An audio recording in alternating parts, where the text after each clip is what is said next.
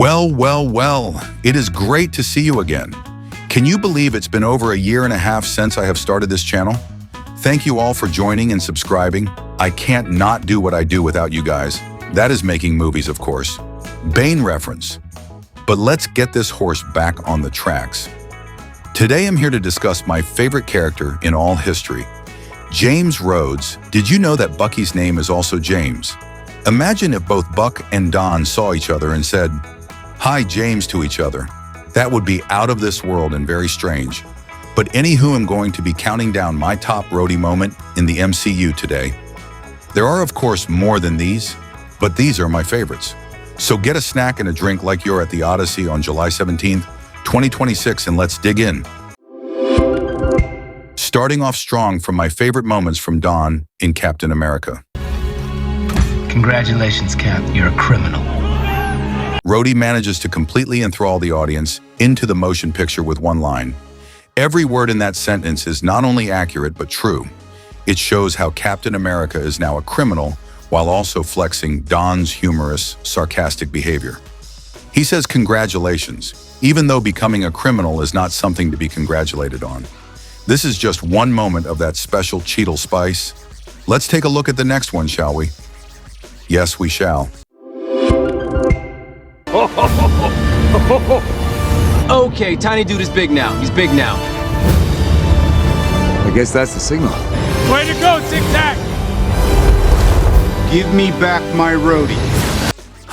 This one gets me every time. Even though I am watching such fantastical movies, even though I don't like to make them, and I don't like to use CGI, Colonel Rhodes manages to sneak in a line of relatability that not only makes Rhodey more relatable, but the movie also more relatable and humorous, because that moment was truly giving, "Oh yeah, now that is awesome" vibes. Such good Cheetle moments in Civil War. I just eat it up.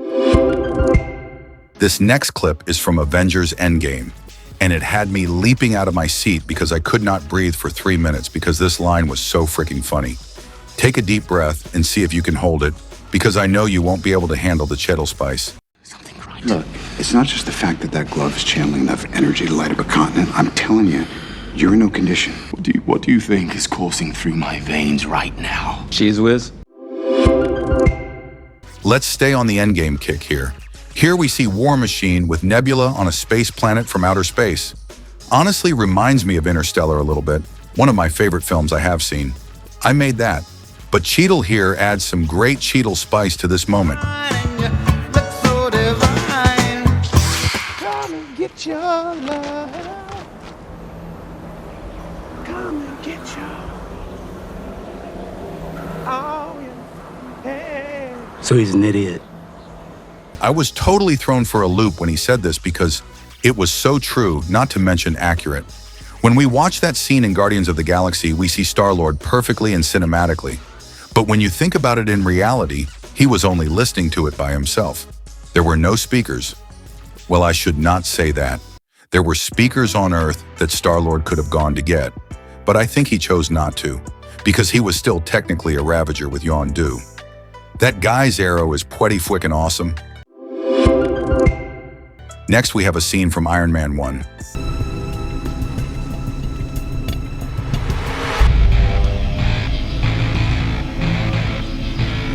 Next time, baby. Hold up.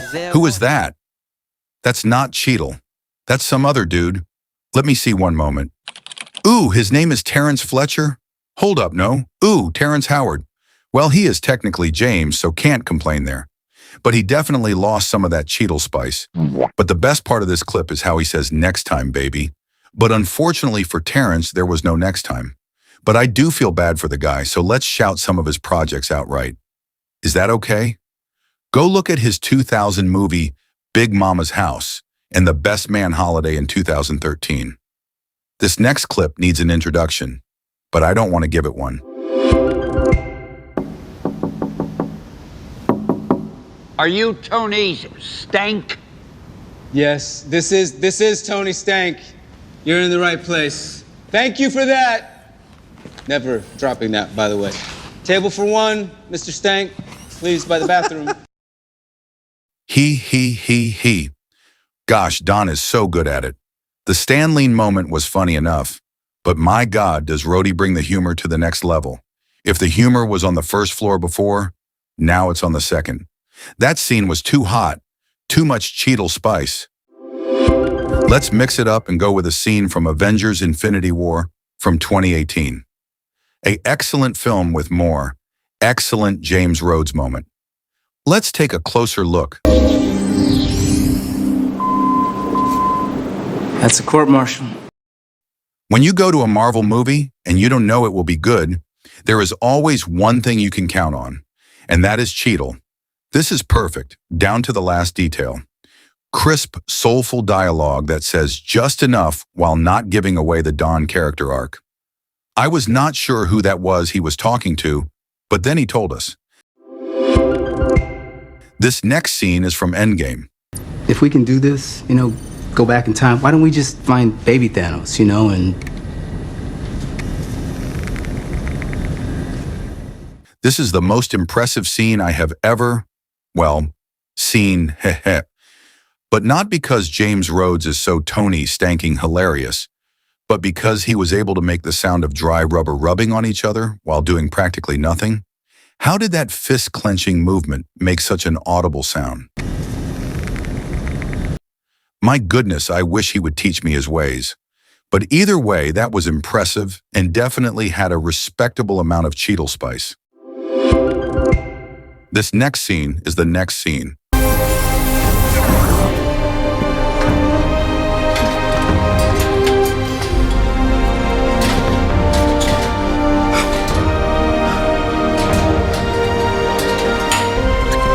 Colonel Rhodes? How long have you been in here? Whoa, Colonel Rhodes, I've got you. You've been held hostage for a long time.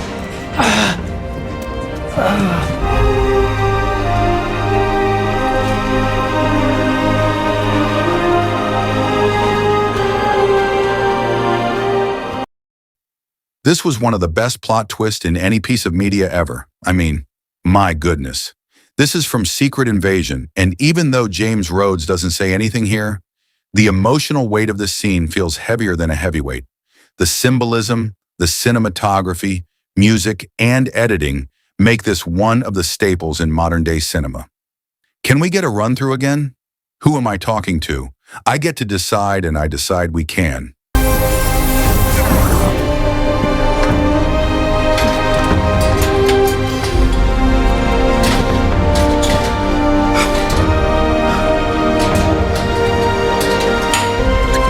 Colonel Rhodes?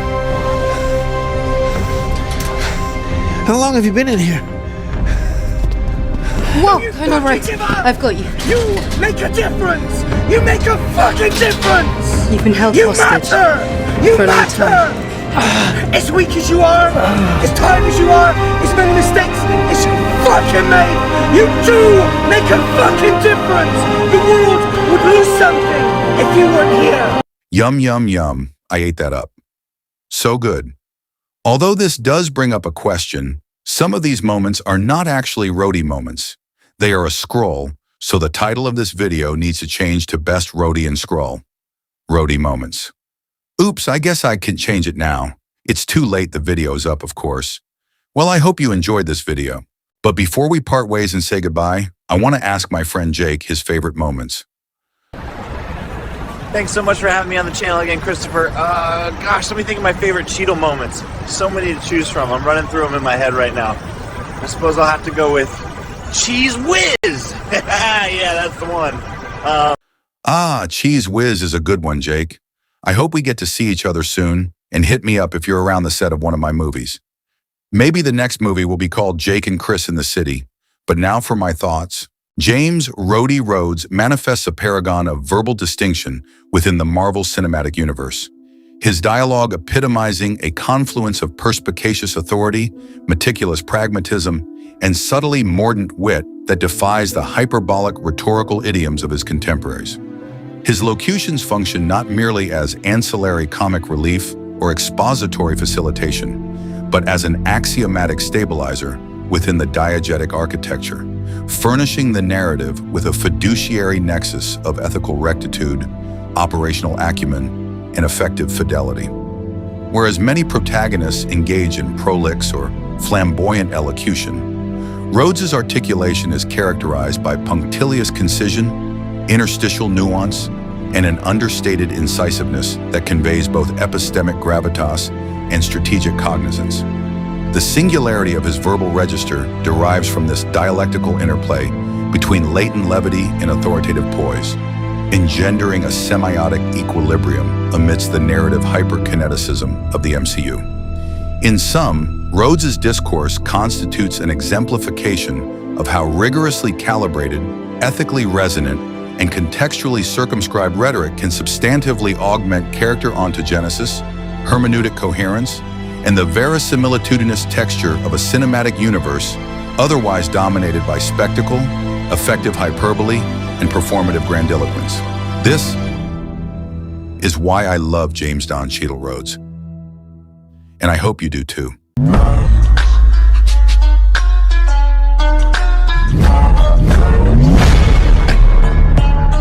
Oh, I'm not gonna kill you. I'm just gonna hurt you. Really